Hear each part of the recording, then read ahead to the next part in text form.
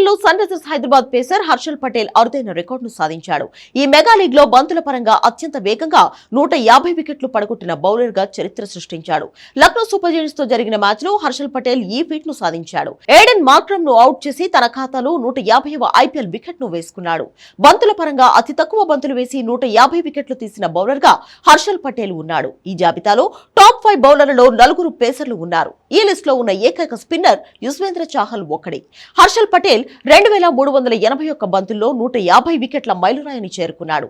ఆ తర్వాత Lasith Malinga 2444 balls, Yuzvendra Chahal 2543 balls, Dwayne Bravo 2656, Jasprit Bumrah 2832 balls తో ఉన్నారు. భారత పేస్ గుర్రం జస్ప్రీత్ బుమ్రాను సైతం హర్షల్ వెనక్కి నెట్టాడు. ఇదే సమయంలో మ్యాచ్ల పరంగా అతి తక్కువ మ్యాచ్లలో 150 వికెట్లు తీసిన బౌలర్ల జాబితాలోనూ హర్షల్ పటేల్ రెండో ప్లేస్ లో నిలిచాడు. తొలి స్థానంలో లసిత్ మలింగా నిలిచాడు. లసిత్ మలింగా 105 మ్యాచ్లు, హర్షల్ పటేల్ 117 మ్యాచ్లు, యుజ్వేంద్ర చాహల్ 118 మ్యాచ్లు, రషీద్ ఖాన్ 122 మ్యాచ్లు, బుమ్రా 124 మ్యాచ్లలో ఈ ఫీట్ ను అందుకున్నాడు.